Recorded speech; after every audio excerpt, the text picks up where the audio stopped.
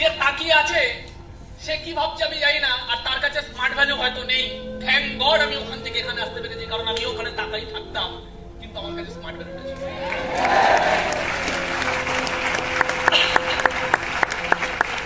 কিন্তু সব কিছু একদিকে হয়ে যায়, এই সব কিছু একদিকে হয়ে যায় যখন চলে আসে ডাউট।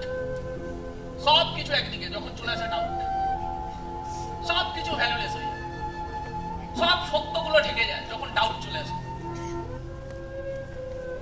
যখনই এত কিছু শোনার পর একটা মাইন্ড বলছে না ঠিক করতে হবে, আমাদেরকেও কিছু করতে হবে, কিন্তু ঠিক বাইরে বেরোলে যখন বাকি অপোজিট কথা ভিড় ছেকে ধরে, নেগেটিভদের ভিড়, সমাজ, ওই সমাজ যারা টেনে নামায়, ছেকে ধরে, বিভিন্ন মানুষ বিভিন্ন রকম ভাবে মনোবল ভাঙে, আর তখনই আমরা ওখানে ফেসে গিয়ে মনে হয় সত্যি তো আদৌ কিছু হবে, সত্যি তো আদৌ কিছু হয়, সত্যি তো আমার ব্রেন ওয়াশ করে দিল না।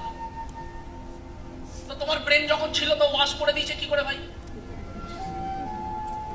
তো তুমি যখন শুনছিলে তার মানে তুমি ব্রেন লাগিয়ে শুনছিলে, তো ব্রেন লাগিয়ে শুনছিলে যখন তুমি প্রত্যেকটা কথা বুঝে বুঝে শুনছিলে, বুঝে বুঝে শুনে মেনে হাততালি মারছিলে বা মারছিলে না, ব্রেনটা তখন লাগাচ্ছিল। হঠাৎ করে ও বলার পরে জানিস তো তোর ব্রেন ওয়াশ করে দিয়েছে, তখন ও বলতে যাচ্ছে তুই এমনিও গান্ডু, তো কখন একে গান্ডু বানিয়ে দিয়েছে।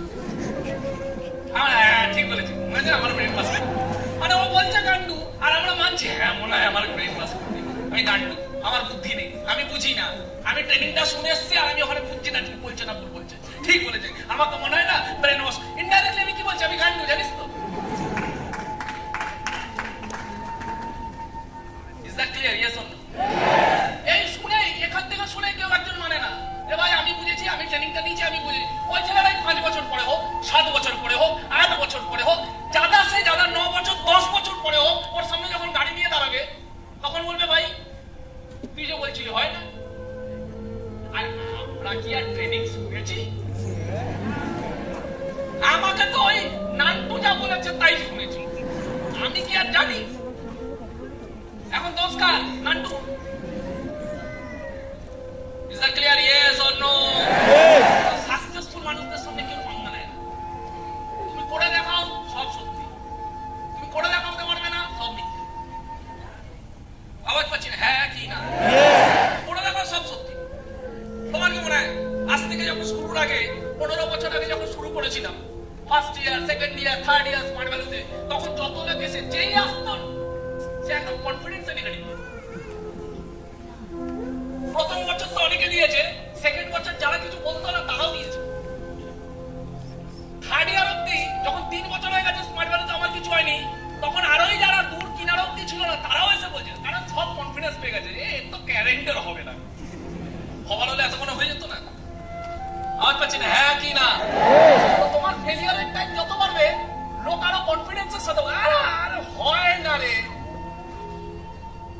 আরে কতজনকে দেখলাম, কত কিছু জানলাম, 50,000 টাকা কামায় না যে কথাগুলো বলছে, যে কথাগুলো বলছে না সে 50,000 টাকা কামাতে হয় কি করে জানে না।